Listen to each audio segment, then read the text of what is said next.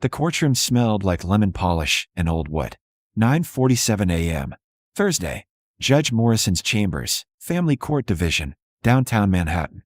Your Honor, my client seeks full custody on grounds of parental neglect. Derek's attorney, some shark in a Tom Ford suit, slid documents across the bench. Ms. Hayes is clearly unfit. She works constantly, leaves their daughter with strangers, can barely afford basic necessities. I sat in my J.C. Penney blazer, the one with the pulled thread at the collar. My hands folded in my lap. Silent.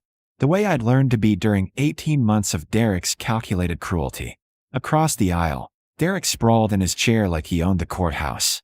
Armani suit. Rolex catching morning light. Next to him sat Vanessa, 24, influencer, blonde hair styled in beach ways that probably cost more than my rent. She smiled at me, all teeth.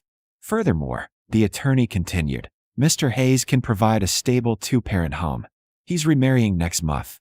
His fiancée is eager to provide the maternal influence young Emma needs. Judge Morrison looked over her glasses at me. Ms. Hayes, do you have representation? No, Your Honor. I'm representing myself. Vanessa's laugh was soft but deliberate, meant for me to hear. I see. The judge's expression tightened. This is a custody hearing, Ms. Hayes. You understand what's at stake? Yes, Your Honor. Everything. But let me rewind. 3 months earlier. That's when Derek first showed his hand. 3 months earlier the apartment door slammed so hard the walls shook. 6:23 p.m. Formerly our, brownstone in Brooklyn Heights. The one I'd signed away in the divorce, too exhausted to fight. Derek stood in the foyer, Vanessa draped on his arm like an accessory. Emma. His voice boomed. Come say hello to your new mommy. I was in the kitchen, stirring pasta sauce. Store brand. The cheapest jar. Emma sat at the table doing homework, her small face troubled. Derek, I kept my voice level. It's not your custody day. I'm taking her for the weekend anyway. He strolled in, taking in the cramped kitchen, the peeling linoleum, the second-hand appliances. Jesus, Natalie, this is where you're raising our daughter? It looks like a prison cell. Vanessa wrinkled her nose. Emma, honey, grab your things. We're going to Daddy's real house. The one with the pool. Emma looked at me. 8 years old. Dark eyes that saw too much. It's okay, baby. I forced a smile. Go pack a bag.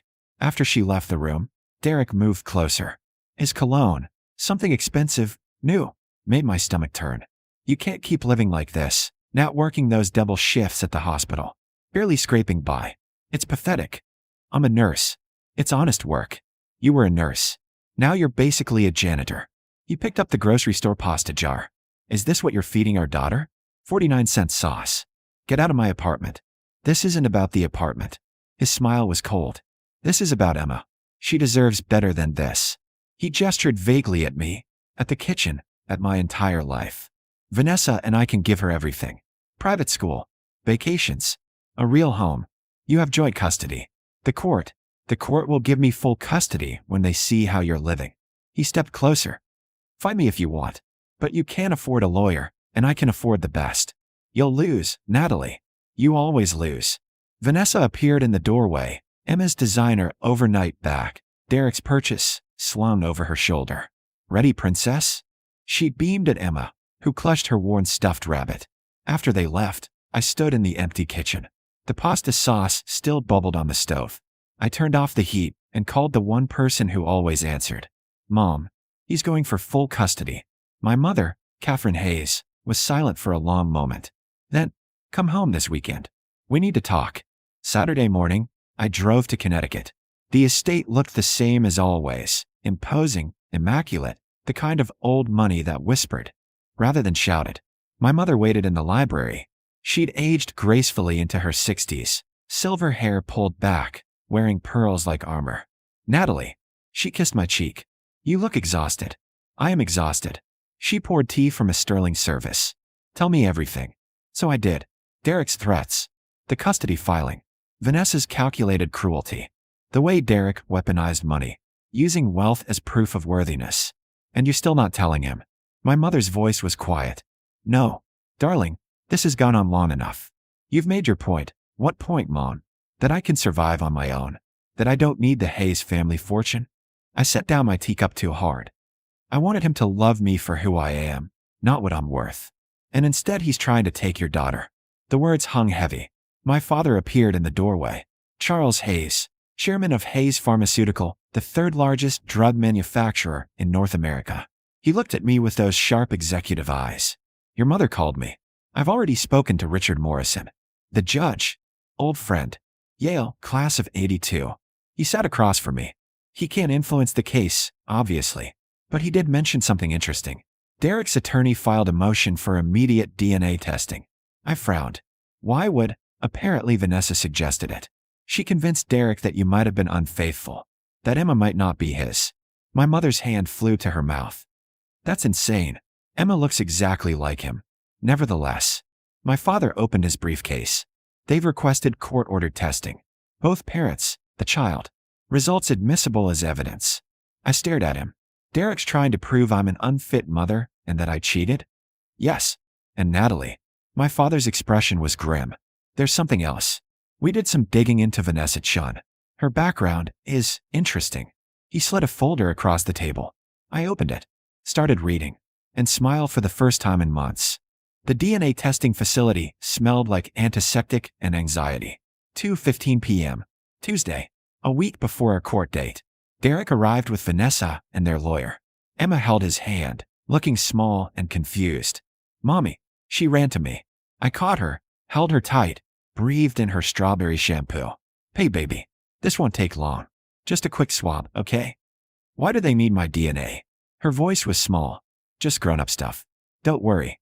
Vanessa watched us with those calculating eyes.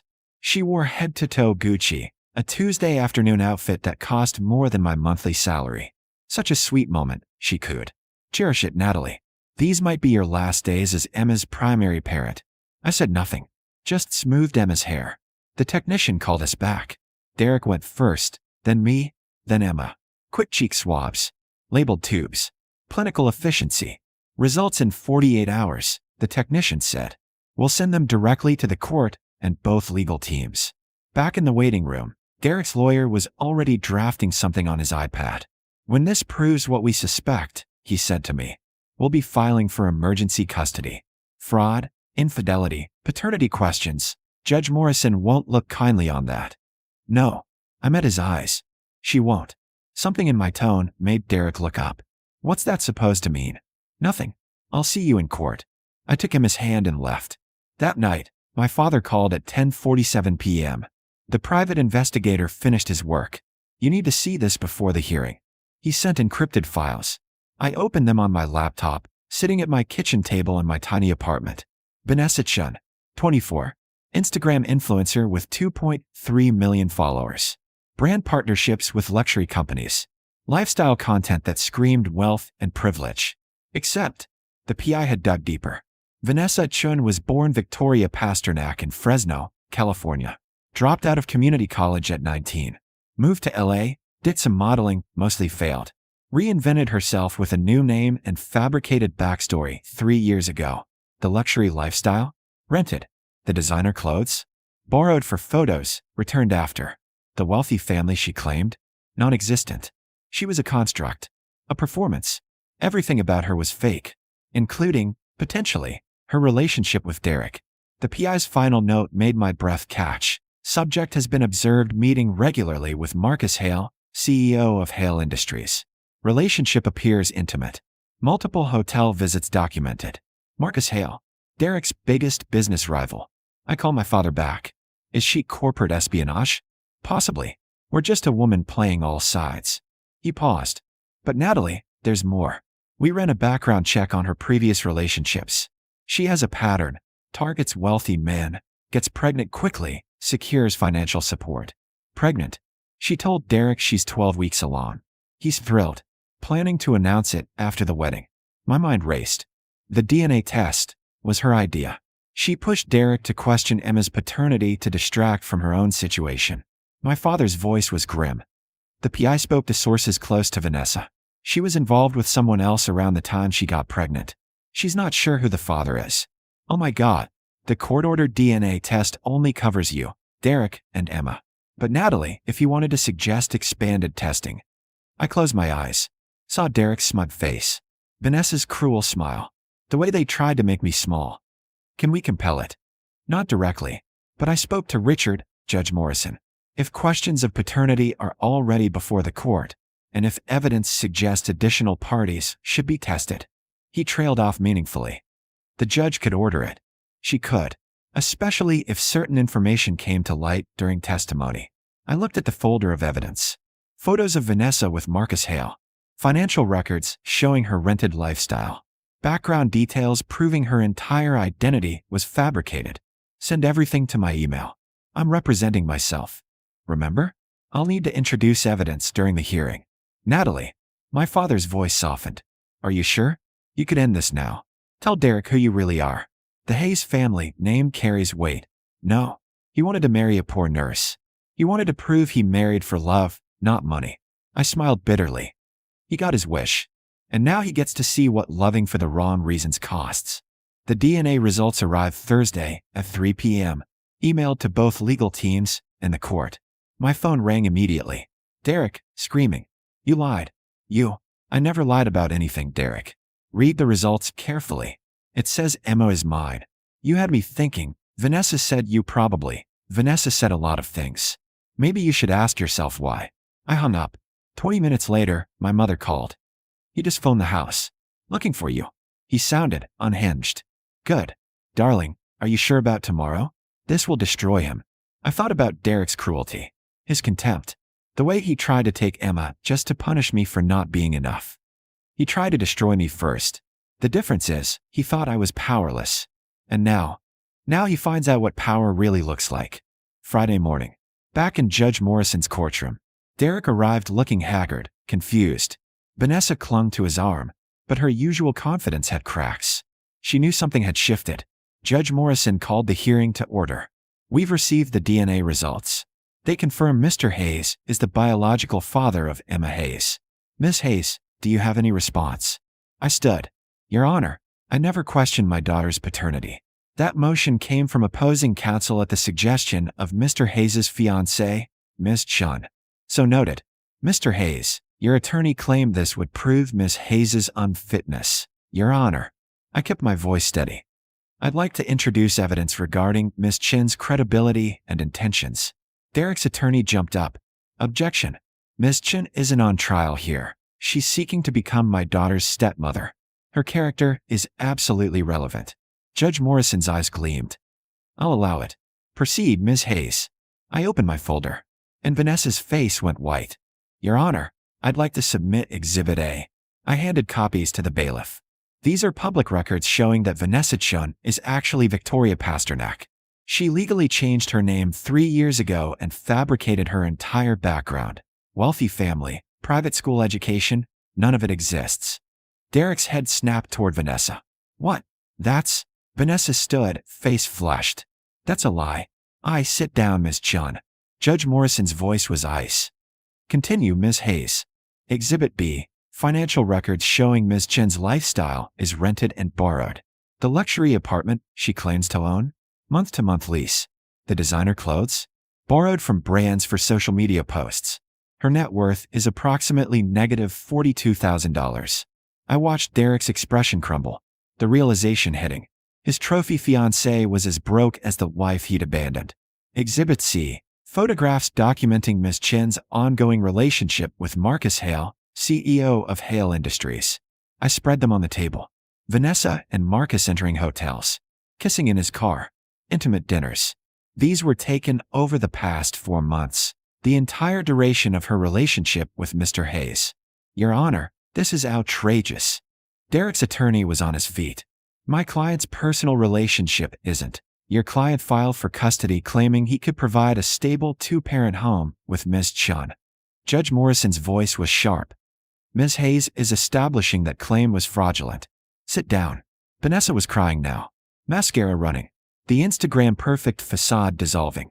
Finally, Your Honor, I have testimony from 3 of Ms. Chin's previous relationships.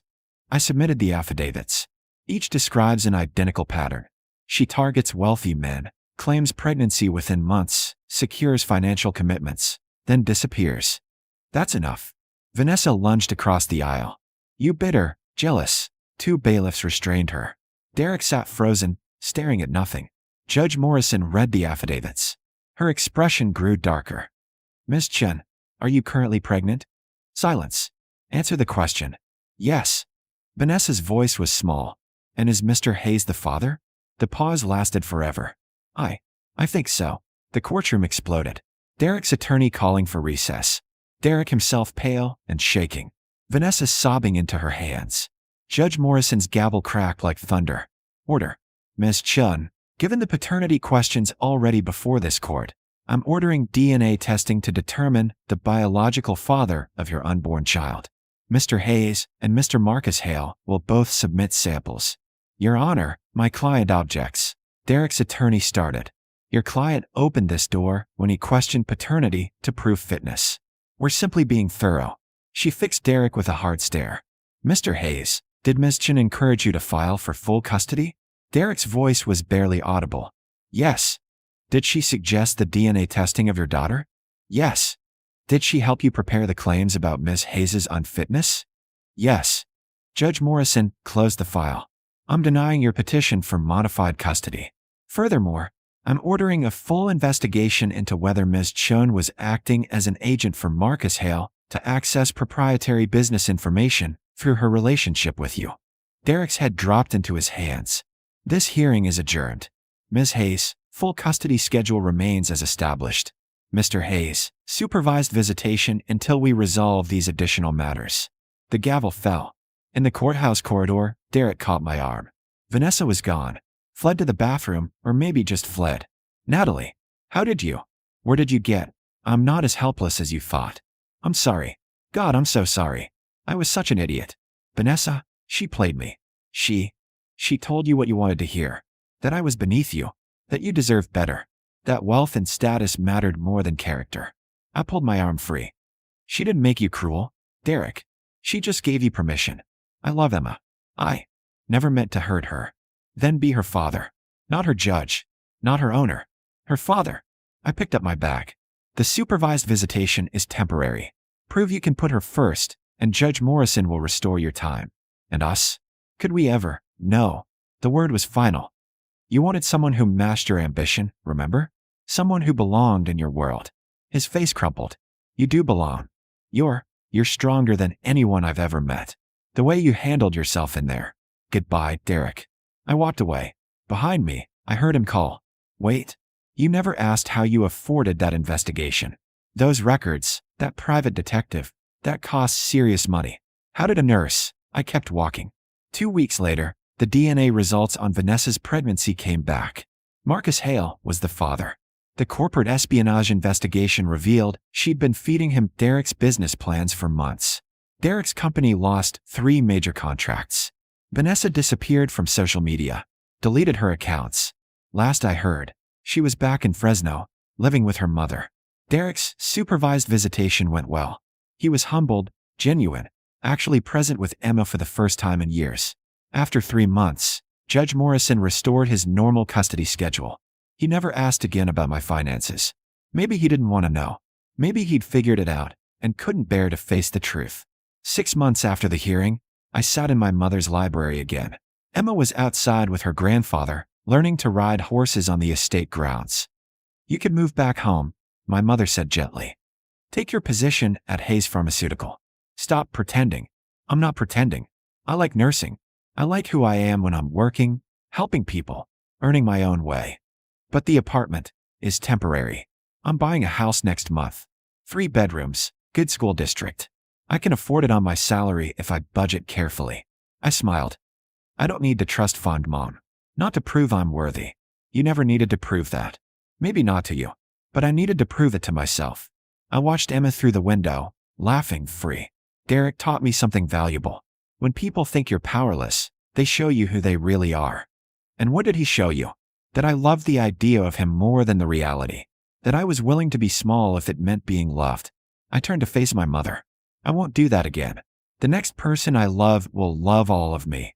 The nurse in the thrift store blazer and the Hayes heir. Not one or the other. My father appeared in the doorway. There's a young doctor at the hospital. Michael Chun. He asked me about you. Dad. I gave him a warning look. He doesn't know about the family. He thinks you're just Natalie the ER nurse. Says you're the best trauma specialist he's ever worked with. He smiled. He asked if he could take you to dinner. And you said. I said he'd have to ask you himself. That night, Emma curled up beside me in the tiny apartment we'd be leaving soon. She held her worn stuffed rabbit, the one she'd clutched during all those terrible months. Daddy was different today, she said softly. He listened. He asked about school. People can change. If they want.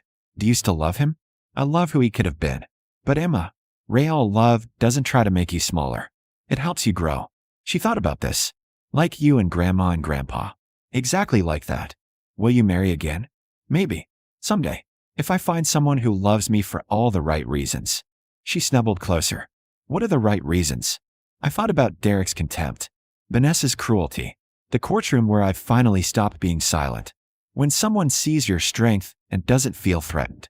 When they see your vulnerability and don't see weakness. When they know all of you, the powerful parts and the scared parts, and choose you anyway. Like you chose me. My throat tightened. Baby, I'll always choose you. No matter what. She fell asleep in my arms. Outside the window, the city glowed with evening light. The tiny apartment that Derek had called a prison cell suddenly felt like freedom. Because I wasn't running anymore. Not from my family's wealth. Not from Derek's judgment. Not from my own worth. I'd played the long game. Let Derek underestimate me. Let Vanessa think I was defeated. Let the world see exactly what they expected to see. And when the moment came, I didn't just prove them wrong. I proved myself right. Derek lost his fiancée, his business advantage, his superiority. He gained humility and, eventually, a real relationship with his daughter. Maybe that was punishment. Maybe it was grace. I gained something simpler. The certainty that I never needed rescuing. Not from poverty, not from judgment, not from being underestimated. The quiet woman in the corner wasn't weak. She was just saving her strength for when it mattered most. And when she spoke, the truth was devastating enough on its own. No revenge necessary. Just justice, served with evidence and grace.